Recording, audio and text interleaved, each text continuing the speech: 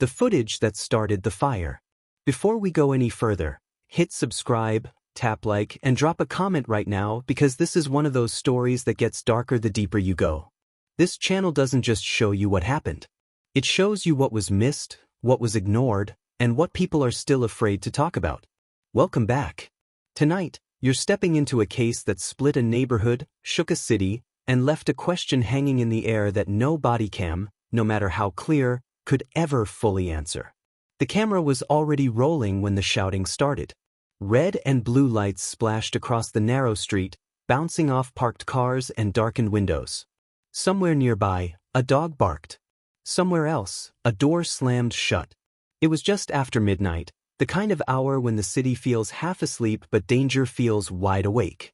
An IC agent's body cam captured everything from chest level, the heavy breathing, the quick footsteps, the clipped radio chatter crackling with urgency. The footage would later be replayed millions of times. Slowed down, zoomed in, paused at the exact same frame by people who saw completely different things in the same image. On the ground, just outside a modest apartment building, lay a man named Luis Moreno. He wasn't armed. That much was clear. His jacket was open, his hands visible, at least for most of the footage. One shoe was missing, kicked off somewhere during the chaos. His chest rose and fell fast, uneven, like his lungs were struggling to keep up with his heart. "Don't move," a voice commanded. "Professional." Another voice followed, sharper this time. "We need medical." The camera didn't zoom.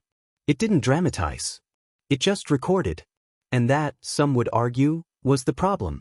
Earlier that evening, Luis had been home. According to neighbors, he'd just finished dinner with his younger sister. They talked about bills, about work, about how expensive everything was getting. Normal conversation. Ordinary worries. No one in that apartment expected the night to end with federal agents outside and an ambulance idling at the curb. ICE had been looking for someone else. The warrant was for a different man, a name that shared the same first initial and a similar last name. A clerical error, officials would later say. A misidentification. Two words that sound harmless until you realize how much damage they can do in minutes. When agents knocked on the door downstairs, Luis panicked. Not because he was guilty of a crime, but because he was undocumented, living quietly, working under the table, doing everything he could to stay invisible. In his world, a knock like that wasn't routine. It was a threat. He ran. That decision, made in seconds, would define everything that followed. The body cam footage shows the pursuit spilling out into the street. Orders shouted. Shoes pounding pavement. A man stumbling, then falling hard onto concrete. You can hear the impact. A dull, unmistakable sound that makes your stomach tighten. Luis hit his head. That's not speculation. Medical records would later confirm it. A concussion. Internal bleeding. Injuries that don't always announce themselves right away. In the footage, he groans. Tries to push himself up. One agent presses a knee near his shoulder, not violently, not aggressively, at least not in the way people expect violence to look like. Another agent secures his wrists. From one angle, it looks controlled. From another, it looks cold. This is where the divide begins. Within hours, word spread through the neighborhood. By morning, candles appeared on the sidewalk near the apartment building. By afternoon, posters with Luis's face were taped to streetlights. Community leaders spoke to reporters, their voices shaking with anger. He needed help, one said. Not handcuffs. ICE officials responded quickly. They released a statement emphasizing protocol, training, and compliance. They stressed that agents had called for medical assistance. They reminded the public that the situation was chaotic, unpredictable. And then, days later, they released the body cam footage. They said it would bring transparency. They said it would clear the air. Instead, it poured gasoline on a fire that was already burning. On screen, the video looks ordinary. That's what unsettled people the most. There was no dramatic struggle. No obvious beating. No single moment you could point to and say, that's where everything went wrong. Luis lay there for nearly 7 minutes before paramedics reached him. 7 minutes. To some viewers, the agents appeared patient, even careful. To others, those same minutes felt endless, unbearable. A man clearly in distress while trained professionals stood over him, bound by policy instead of instinct. When the ambulance finally arrived, the camera kept rolling. Luis was lifted onto a stretcher. His eyes were open but unfocused. Blood trickled from his ear, thin and dark against his skin. One agent stepped back, exhaling slowly, like the hardest part of the night was finally over. For Luis it wasn't. He died 2 days later in the hospital. That's when the case stopped being about an arrest and started being about accountability. Protests erupted. Marches filled downtown streets. Signs read, "Video isn't justice," and "Policy killed him." Social media turned the footage into a battleground, frame-by-frame debates raging in comment sections that never slept. Was it negligence? Was it an unavoidable tragedy? Or was it something more systemic, something no camera could fully capture? An internal review cleared the agents of wrongdoing. A separate civil investigation began anyway. And buried deep within hundreds of pages of reports, medical timelines, and dispatch logs, one detail emerged that few people noticed at first. Luis had told someone he felt dizzy, disoriented. He had complained of pain in his head before losing consciousness. The Bodycam audio caught fragments of it, but it wasn't documented in the official incident report. By the time journalists uncovered that omission, the narrative had already hardened on both sides. Minds were made up. Lines were drawn. Still, one detective reviewing the case, an outsider brought in to assess the medical response, kept circling back to the same question. Why did it take so long for EMS to be called? The radio logs showed a delay. Not massive, not outrageous, but enough to matter when head trauma is involved. Seconds save lives. Minutes can end them. And then came the discovery that shifted everything from tragic to disturbing. When investigators finally obtained the full, unedited Bodycam files, not the version released to the public, they noticed a brief gap. 38 seconds. No video. No audio. Just a timestamp jump. Officials blamed a technical glitch. But glitches don't explain why. Immediately after the gap, Luis's condition appeared significantly worse. And they don't explain why one agent requested his supervisor to review the footage carefully before it went public. When the locked internal evidence server was accessed weeks later, analysts realized something was missing. A secondary camera angle. A backup recording. Something that might have shown what really happened during those 38 seconds. And that's where one ends. Because when investigators finally traced where that missing file should have been stored and who last accessed it, they realized this case wasn't just about what the Bodycam saw. It was about what it didn't, and what someone may have gone out of their way to make sure no one else ever would. The seconds no one was supposed to see. Before we dive deeper, pause for half a second. If you're still watching right now, you're already ahead of most people. Yeah, I'm here now. Hit the like button so this story reaches more eyes. Subscribe so you don't miss what's coming next. And leave a comment telling me this. Do you think those missing seconds were an accident or a decision? You're going to want your voice on record before the truth comes out. The missing footage didn't scream for attention. It whispered. 38 seconds. That was all. Less than a minute. But in investigations like this, time isn't measured in minutes. It's measured in consequences. When analysts noticed the timestamp jump, the room went quiet. Not the dramatic kind of silence you see in movies, but the heavy, uncomfortable kind. The kind where everyone knows something is wrong but no one wants to say it first. The official explanation came quickly: a data buffering error. A routine malfunction. Something that happens more often than the public realizes. But here's the problem. This Bodycam model had an internal failsafe. If recording dropped, the system automatically cached the previous 60 seconds. That cache was gone too. Someone had accessed the file after the incident. That much was undeniable. The digital fingerprint was there: time, date, user credentials. It wasn't erased immediately. It was reviewed first. Then it vanished. If you're watching this and thinking, that sounds impossible, do me a favor. Subscribe right now. Because cases like this don't fall apart all at once. They unravel slowly, and every thread matters. The investigator assigned to audit the footage was Dr. Elaine Porter, a former emergency response consultant with no ties to IC, no political history, and no interest in public attention. She wasn't looking for villains. She was looking for timelines. Her first question wasn't about force. It was about symptoms. Head trauma follows patterns. Confusion. Delayed collapse. Sudden deterioration. When Dr. Porter synced the medical records with the Bodycam timeline, she noticed something unsettling. Luis was responsive longer than the public footage suggested. In the unedited audio logs, separate from the camera, his voice appeared faint but clear. He asked for water. He said his head hurt. He said he felt like he was going to pass out. Those words never made it into the official summary. Why does that matter? Because once someone complains of head injury symptoms, protocol changes. Monitoring intensifies. Medical urgency escalates. Standing and watching is no longer enough. Dr. Porter flagged it immediately. And then she noticed something else. During the missing 38 seconds, radio traffic spiked. Multiple transmissions overlapped. One voice, partially cut off, said something that sent chills through the room. Don't let him.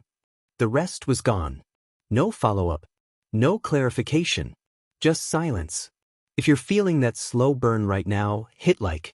It tells YouTube this story deserves to be heard, and it tells me to keep digging. Outside the investigation room, the city was boiling over. Community meetings turned into shouting matches. One side pointed to the footage as proof of restraint. The other pointed to the outcome as proof that restraint wasn't enough. And then someone new stepped forward. Miguel Santos, a neighbor who had lived across the street for 6 years, claimed he'd been filming on his phone that night. Not the chase, but the aftermath. The lights. The voices. The moment the ambulance arrived. At first, no one paid attention. Until Miguel said this. My video doesn't match theirs. He insisted his phone captured audio during the exact window when the body cam went dark. ICE requested the video. Miguel refused. 2 days later, his phone was stolen from his car. No forced entry. No broken glass. Just gone. Police listed it as a burglary. Miguel stopped answering reporters' calls. If you think that's coincidence, drop a comment saying, coincidence. If you think it's something darker, comment, cover up. I want to see where you stand before this chapter ends. Behind closed doors, pressure mounted. Supervisors reviewed policies line by line. Lawyers rehearsed language carefully crafted to say nothing while sounding definitive. Every sentence was weighed for liability, not truth. One internal email, later leaked, summed it up perfectly. Stick to what's visible. Avoid interpretation. But interpretation is exactly what the public demanded. Because what was visible didn't explain why Luis's condition collapsed so fast. It didn't explain the missing cash. And it didn't explain why an agent with no technical authority had logged into the evidence server after midnight. That agent's name was Agent Mark Halvorson. 15 years on the job. Clean record. Known for following rules to the letter. When questioned, Halvorson said he accessed the footage out of habit. He denied deleting anything. The system logs, however, told a different story. They showed a manual overwrite command. That command required intention and training. As the investigation tightened, something else happened. A second case surfaced. Different city. Different agent. Same body cam model.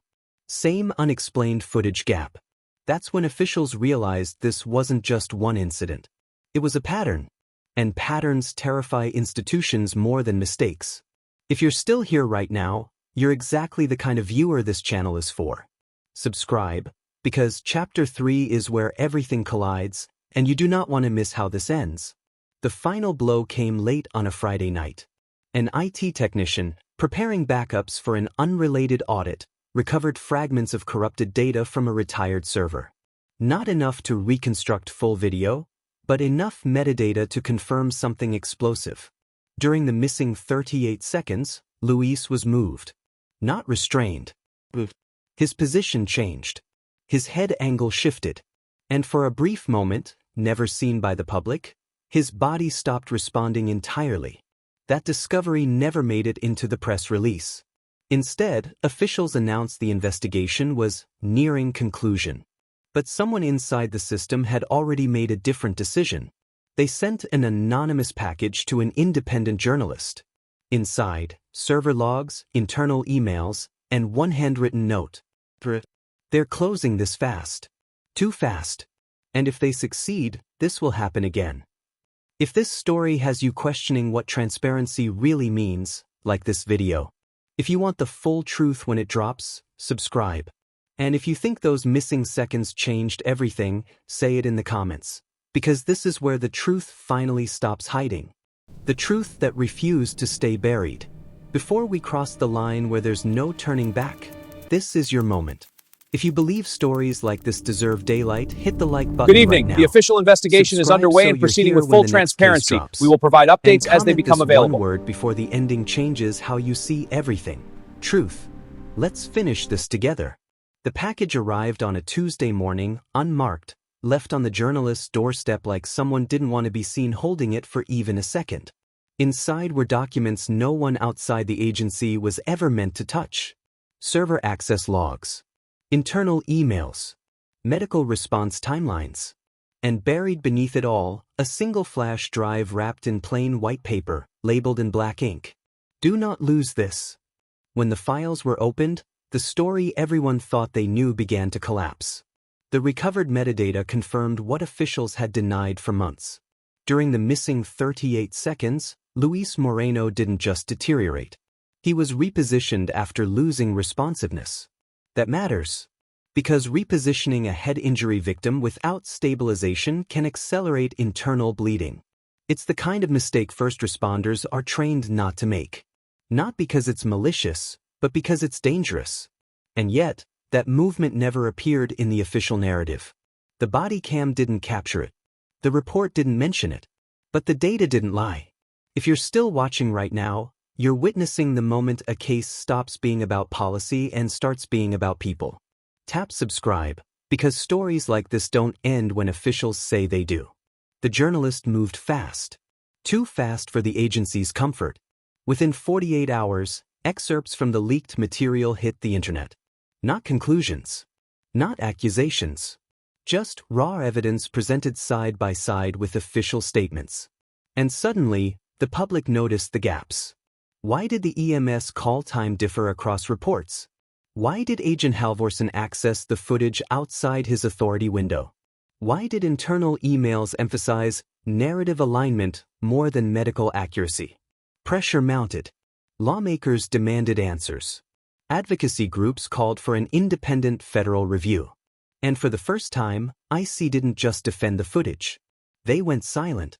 That silence spoke louder than any statement. If this moment feels heavy, drop a comment telling me where you're watching from.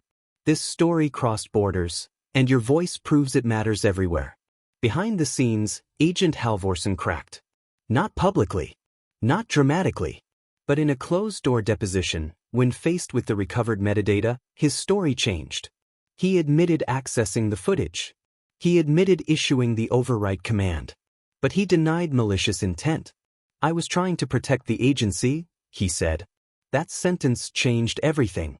Because protecting the agency meant not protecting the truth. Halvorsen claimed a supervisor implied the footage would complicate things. That the narrative needed to remain clean. That public trust depended on confidence, not confusion. No direct order was ever documented. Nothing that could be pointed to and labeled a command. Just implication. Pressure. Expectation. And that's how systems fail, not with evil, but with silence and shortcuts. If you believe accountability shouldn't depend on intent, like this video. If you think pressure doesn't excuse erasure, subscribe now. Then came the testimony no one expected. Dr. Elaine Porter went public. In a recorded interview, she explained, calmly, clinically, what those missing seconds likely meant. Luis had shown classic signs of a traumatic brain injury. Delayed collapse. Rapid decline.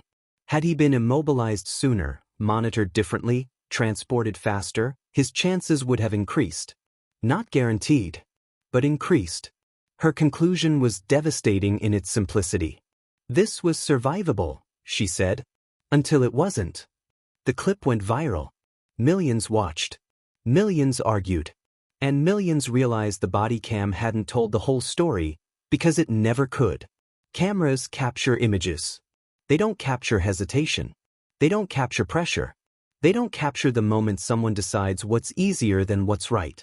If this line just hit you, comment, rewind. Because this is the sentence people replayed the most. The official outcome came quietly. No criminal charges. No dramatic arrests. But the settlement, 7 figures, undisclosed terms. Policy revisions announced weeks later. New body cam safeguards. New medical escalation requirements. New language emphasizing human life over procedural efficiency.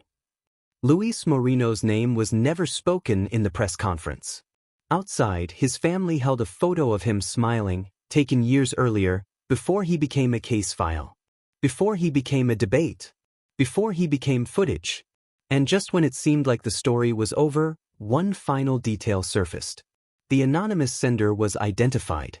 An IT contractor. Low-level. Temporary. Someone who believed deleting seconds deleted responsibility.